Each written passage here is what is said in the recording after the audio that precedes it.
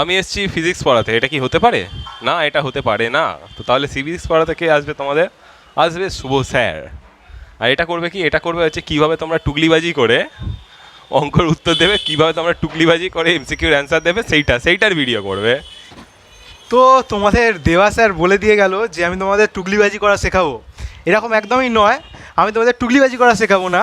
আমি তোমাদের শেখাবো হচ্ছে যে কীভাবে মাথা লাগিয়ে, অনেক সময় কি হয় এমসিকিউ তো অনেক আসতে পারে বইতে, মানে বইয়ের থেকে মানে তোমার যা খুশি দিয়ে দিতে পারে, এবং তোমাদেরকে অনেক কম্পিটিটিভ এক্সামে যেতে হবে যেখানে কিন্তু এমসিকিউ ছাড়া কোনো উপায় নেই, যেখানে শুধুমাত্র এমসিকিউই ভরসা। তো আমরা জানি WBJEE হোক বা আমি যে লাস্ট এক্সামটা দিয়ে এলাম তোমার পিএইচডির জন্য নেট এক্সাম হোক, সেখানে সব জায়গায় এমসিকিউ হচ্ছে আমাদের রাস্তা, এবং চাকরির পরীক্ষাতে এমসিকিউ সব জায়গায় লাগেই। তো আজকে আমি বেসিক্যালি ফিজিক্সের থেকেই হোক না কেন এমন তোমাদের একটা জিনিস আইডিয়া তোমাদেরকে দিতে চাইবো এমসিকিউ সলভ করার জন্য, যেটা তোমাদের নিশ্চয়ই খুব কাজে লাগবে। ঠিক আছে, এটা কোনো টুকলিবাজি নয়, অবশ্যই কোনো টুকলিবাজি নয়, কিন্তু আমি চাই যে তোমরা কিন্তু এইটুকু বুঝতে পারো যে যে কোনো প্রশ্ন যখন কেউ দিচ্ছে, যেটা আমি প্রত্যেক স্টুডেন্টকে বলি, সে একজন মানুষ হিসেবে কিন্তু এই প্রশ্নটা তৈরি করছে, এবং সে কিভাবে ভাবছে তুমি যদি এইটাও ভাবতে পারো, মানে যে টিচার প্রশ্নটা রেডি করেছে সে কীভাবে প্রশ্নটা রেডি করেছে, তাহলে তুমি যখন অ্যান্সারটা দেবে সেটা 100% কারেক্ট হওয়ার চান্স বেড়ে যাবে, মানে 100% অ্যাকুরেট অ্যান্সার তুমি দিতে পারবে। তোমাকে প্রশ্নটা ধরতে হবে, বলে না টিচাররা বলে তো যে তুমি প্রশ্নটা ধরতে পারছো না, তুমি প্রশ্নটা বুঝতে পারছো না। এই প্রশ্নটা বোঝার সবথেকে বড় স্টেপ কি, যে টিচার প্রশ্নটা দিচ্ছে, যে টিচার প্রশ্নটা তৈরি করেছে তাকে বুঝতে হবে তোমাকে। তো তাকে বুঝবো আজকে আমরা এমসিকিউ পরীক্ষার জন্য। তাহলে তোমরা যখন করবে এমসিকিউ করবে, আমি কয়েকটা আগে কথা বলে দিই এমসিকিউ নিয়ে। এমসিকিউ অনেকে কী করে, অনেক এমসিকিউ প্র্যাকটিস করে, অনেক এমসিকিউ বই থেকে দেখে যায়। ঠিক আছে, এই 11-12 আমি প্রচুর দেখি বাচ্চাদের যারা এমসিকিউ বলে যে আমরা এমসিকিউ পারছি না, করতে পারছি না। তো তাদের মেন ফলটা হয়ে থাকে যে এমসিকিউ করার আগে তুমি যে কোনো ইতিহাসের এমসিকিউ করছো, বাংলার করছো, বা তোমার ফিজিক্যাল সায়েন্সের করছো, বা ম্যাথসের করছো, তোমাকে যেখান থেকে তুমি এমসিকিউটা করছো সেই চ্যাপ্টারটাকে কিন্তু একদম থরলি মানে ভালো করে প্রপারভাবে পড়ে নিতে হবে, ভালো করে, মানে একটা জায়গায় যেন বাদ না যায়। তুই যদি ভালো করে থিওরিটা বুঝে যাও, ফিজিক্সের ক্ষেত্রে যদি বলি এবার, ভালো করে থিওরিটা বুঝে গেলে, একমাত্রিক গতি 11-এ একমাত্রিক গতি থেকে অঙ্ক আসছে, এমসিকিউ। তো এমসিকিউগুলো দিচ্ছে কোথা থেকে? আরে বাবা ওই চ্যাপ্টার থেকেই তো দিচ্ছে। তুমি যদি চ্যাপ্টারটা ভালো করে বুঝে যাও, তাহলে তোমাকে কিন্তু এমসিকিউ নিয়ে অত বেশি চাপ নিতে হবে না। এমসিকিউ হোক বা নিউমেরিক্যালস হোক, সবই কিন্তু আসে হচ্ছে থিওরি থেকে।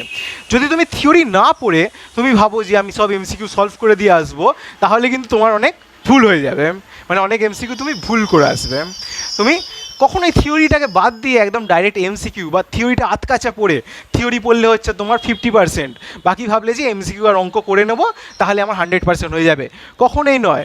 তোমার 70% হবে খুব জোর, তোমার ওই 30% তখনও বেঁচে থাকবে হচ্ছে থিওরিতে। তাহলে তোমাকে মোটামুটি 80-90% চেষ্টা করতে হবে থিওরিটা ভালো করে পড়ার। ঠিক আছে, এবার অবশ্যই কিছু না কিছু বাদ থেকেই যায়, অবশ্যই যেগুলো হায়ার স্টাডিজে গিয়ে আবার আমরা কমপ্লিট করি। ঠিক আছে, এবার আর আমরা তো স্টাডি টাইমে যখন পড়াই তখন বলেই দিয়ে থাকি সেই সব নলেজের কথা, যে হায়ার স্টাডিতে গিয়ে এগুলো তোমরা শিখবে, সেই জিনিসগুলো তোমাদেরকে অল্প অল্প করে শিখিয়ে দিয়ে থাকি। তাই জন্য তো অনেক ভিডিও আছে, E=mc² ব্যাপারে বলেছি তোমাদেরকে, সব কিছু ব্যাপারে তোমরা বলেছি। তো তোমরা যেটা করবে এমসিকিউ এর ক্ষেত্রে, প্রথম পয়েন্ট, এমসিকিউ যখন তোমাদের সামনে আসবে তোমরা করবে হচ্ছে যে তোমার এমসিকিউটাকে বা কোয়েশ্চেন যেটা আছে সেটাকে 2 থেকে 3 বার ভালো করে পড়ে নেবে। 2 থেকে 3 বার ভালো করে যখন তুমি এমসিকিউটা পড়ছো, তখন কিন্তু অনেক সময় এরকম হতে পারে, বইয়ের এমসিকিউ দিয়েছে, তুমি বললে যে এটা তো আমি বইতে অনেকবার করেছি, আমার মনে আছে এর অ্যান্সারটা হবে হচ্ছে 2 কুলম্ব বা 2 সামথিং নিউটন, কিন্তু অঙ্কটাতে এমন একটা জায়গাতে ছোট্ট চেঞ্জ করে দিয়েছে যার ফলে 2টা হয়তো -2 হয়ে যাবে। তাহলে ওই মাইনাস সাইনটা তোমাকে বুঝতে গেলে ওই যে প্রশ্নটা আছে, প্রশ্নটাকে অন্তত 2 বার খুঁটিয়ে পড়তে হবে, যে আমি যেটা ভাবছি সেটাই তো এটা, নাকি এটা অন্য কিছু। এরকম কিন্তু আমি অনেকবার ভুল হতে দেখেছি, অনেক স্টুডেন্টের ভুল হতে দেখেছি।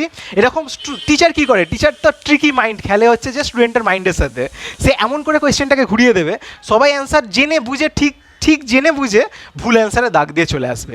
ঠিক আছে, তো এই জিনিসটা মাথায় রাখবে যে টিচার যখন একটা খুব দেখে মনে হচ্ছে ইজি এমসিকিউ, মনে হচ্ছে যে এত ইজি এমসিকিউ কী করে এক্সামে আসতে পারে, তখন ভালো করে পড়ে দেখবে হয়তো এমসিকিউর মধ্যে কিছু এমন জিনিস লুকিয়ে আছে যেটা তোমরা বুঝতে পারছো না, হয়তো এমসিকিউটা তুমি যেটা ভাবছো সেটার থেকে কিছুটা আলাদা।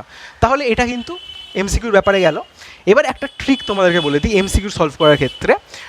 এমসিকিউ সেট করছো, আমি টিচার, এমসিকিউ আমি সেট করছি, আমি জানি অ্যান্সারটা হচ্ছে 10 নিউটন বা 10 মিটার পার সেকেন্ড কোনো একটা বেগ হতে পারে, যেমন যে কোনো অ্যান্সার হতে পারে, আমি জানি অ্যান্সারটা 10 হবে, তাহলে আমি এমসিকিউতে 4টে অপশান কীরকম দেবো?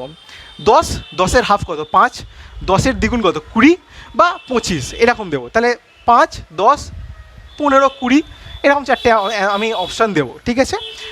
আচ্ছা, ধরো অ্যান্সার হচ্ছে আমি জানি ইনফাইনাইট, অসীম, তাহলে আমাকে অপশানের মধ্যে কীরকম দিতে হবে? 1000, 10,000, 20,000, ইনফাইনাইট, ইনফাইনাইট তো থাকবেই, অসীম। আচ্ছা, তো ব্যাপারটা হচ্ছে যে একটা জিনিস ভালো করে ভাবো, তাহলে যদি আমার অ্যান্সারটা 0 হয় তাহলে আমি কীরকম অপশান দেবো? যদি আমার অ্যান্সারটা 0 হয়, আমি 4টে অপশানের মধ্যে আমার কিন্তু 0টা রাখতে হবে। আমি বোঝাতে চাইছি যে ধরো অ্যান্সারটা 10, তাহলে কিন্তু আমার মাথায় কখনো আসবে না, আমি এটা টিচার হয়ে বলছি, যে আমি 0টাকে ওই 4টে অপশানের মধ্যে ইনক্লুড করব। 10 অ্যান্সার, 5, 10, 15, 20 4টে অপশান হয়ে গেল, একটা আমার এমসিকিউ রেডি হয়ে গেল প্রশ্ন। কিন্তু যদি আমার অ্যান্সার 0 হয় তাহলে আমাকে কিন্তু 0টা রাখতে হবে, প্লাস আমাকে আরও 3টে অপশান দিতে হবে।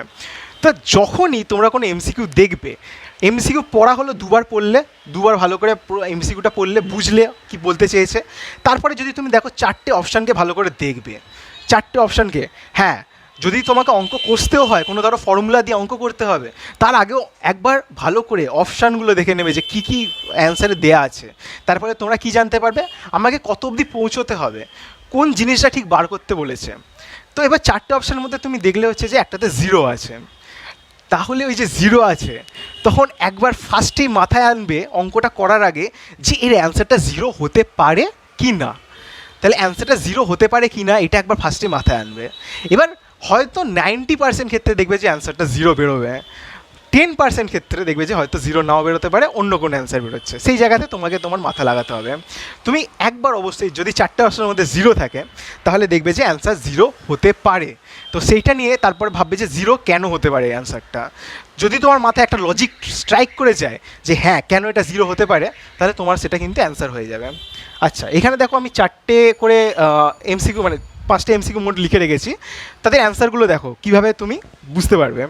ঠিক আছে, ক্লাস 11-12 লেভেলের নয়, মানে 9 থেকে তোমরা বুঝতে পারবে সবই, ঠিক আছে, 9-10-এরও সবাই বুঝতে পারবে, কিচ্ছু না। তাহলে বলেছে দেখো কোনো বস্তুর ভর শূন্য হলে তার ভরবেগ কত হবে। ভর শূন্য বলে দিয়েছে, তাহলে ভরবেগ কত হবে? ভরবেগ মানে জানি আমরা ভর আর বেগের গুণফল, তাহলে ভর শূন্য মানে ভরবেগও শূন্য।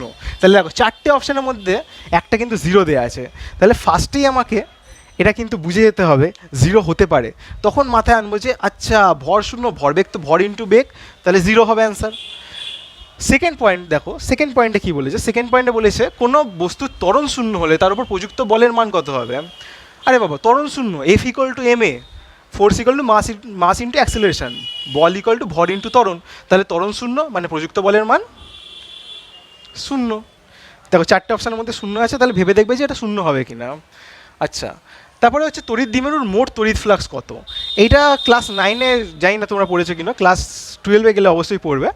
তড়িৎ ফ্লাক্স মানে হচ্ছে কতগুলো বলরেখা ঢুকছে আর কতগুলো বেরোচ্ছে তাদের ডিফারেন্স, মানে বাদ দিতে হবে। এবার ব্যাপারটা হচ্ছে একটা দ্বিমেরুর ক্ষেত্রে যতটা ধনাত্মক আধান থাকে ততটাই ঋণাত্মক আধান থাকে, তাহলে যতগুলো ঢুকবে ততগুলোই বেরোবে, বলরেখার সংখ্যাগুলো সমান হয়ে যায় ওখানে, তো তার ক্ষেত্রে ফ্লাক্সটা 0 হয়ে যায়।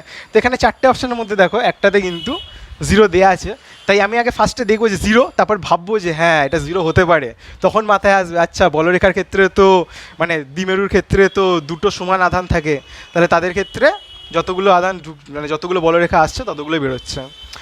4 নম্বর বলছে ফাঁপা গোলকের ভিতরে তড়িৎ ক্ষেত্রের মান কত।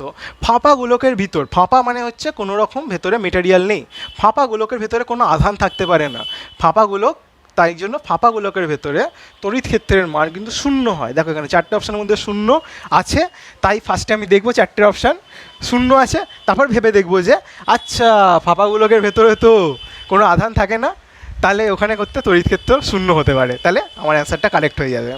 4 নম্বর প্রশ্ন, এটা সবাই বুঝতে পারবে, এই একটা সার্কিট দিয়েছে, 5 নম্বর প্রশ্ন, সার্কিটটা বলেছে তড়িৎ প্রবাহের মান কত। বলো তো এর অ্যান্সারটা কেন 0 হবে। তোমরা বুঝতেই পারছো এতগুলো 0 হয়েছে মানে এটা 0 হবে, কেন 0 হবে? এখানে রোদটা দেখো অসীম, অসীম রোদ একটা দিয়ে দেওয়া হয়েছে, খুব বিশাল বড় একটা রোদ লাগিয়ে দিয়েছো, তাহলে ব্যাটারিটা তো কারেন্ট সাপ্লাই করতে পারবে না, ইলেকট্রন তো যেতেই পারবে না, তাহলে অ্যান্সারটা হয়ে যাবে হচ্ছে এখানে 0 অ্যাম্পিয়ার। তাহলে এইভাবে যদি অ্যান্সারের মধ্যে 0 দেওয়া থাকে, তুমি ভালো করে আগে ভাববে যে অ্যান্সারটা 0 হতে পারে কি না। যদি 0 হতে পারে তোমার মনে হয়, তাহলে অ্যান্সারটা 0 দাগ দিয়ে দেবে। তোমার যদি লজিক এরকমভাবে মাথায় আসে যে হ্যাঁ এটা 0 হতে পারে, তাহলে তুমি 0 দাগ দিয়ে দেবে। তাহলে এটা একটা ট্রিক তোমাদেরকে বলে রাখলাম, যে 0 যদি অ্যান্সারের মধ্যে দেওয়া থাকে 4টে অপশানের মধ্যে, তাহলে একবার অবশ্যই ভেবে দেখবে যেটা 0 হবে কি না। তাহলে তোমাকে কী হবে, অঙ্কটা অনেক লম্বা করে কষতে হবে না, অঙ্কটা অনেকক্ষণ ভাবতে হবে না, তুমি ফট করে অ্যান্সারটা কারেক্ট করে দিয়ে চলে আসবে। ঠিক আছে, তাহলে একটা ছোটো বেসিক ভিডিও ছিল এটা তোমাদের জন্য। কেমন লাগলো ভিডিওটা কমেন্ট করে জানাতে ভুলো না। আর আমি তো আছি তোমাদের সাথে শুভ স্যার, তোমাদের ফিজিক্যাল সায়েন্স ভিডিও নিয়ে। আর তোমরা টেলিগ্রামে জয়েন হয়ে যাও, টেলিগ্রামে কিন্তু পড়াশোনা নিয়ে অনেক আলোচনা হয় টেলিগ্রাম চ্যানেলে @StudyTime বাংলা। আর আমার সাথে যদি কথা বলতে হয়, আমার সাথে কথা বলবে হচ্ছে @শুভ স্যার, সার্চ করবে টেলিগ্রামে, তাহলে আমার সাথে কথা বলতে পারবে @শুভ স্যারে। তাহলে দেখাবে এখানে আমাকে চাইলে তোমরা অঙ্ক পাঠাতে পারো, টেলিগ্রাম গ্রুপে পাঠাতে পারো, ক্লাস 9, 10, 11, 12-এর যেগুলো তোমাদের ফিজিক্যাল সায়েন্সের। তাহলে যেটা তোমাদের বলছিলাম যে আমাকে শুভ স্যার টেলিগ্রামে সার্চ করবে, সেখানে তোমরা মেসেজ করতে পারো, তোমাদের ডাউটস জিজ্ঞেস করতে পারো। এছাড়া আমরা একটা ফর্ম যেটা লিঙ্ক নিয়ে এসেছি, সেটা ডিসক্রিপশানে দেওয়া থাকবে, দেখবে। সেই ফর্মে তোমরা তোমাদের ডাউট ছবি তুলে হোক, স্ক্যান করে হোক, লিখে হোক, তোমরা আমাদের কাছে পৌঁছে দেবে। ঠিক আছে, তাহলে তোমরা তোমাদের সমস্যা আমাদের কাছে পৌঁছাতে থাকো, অঙ্কগুলো টেলিগ্রামে পাঠাতে থাকো। দেখা হবে পরের ভিডিওতে। Tata, bye bye.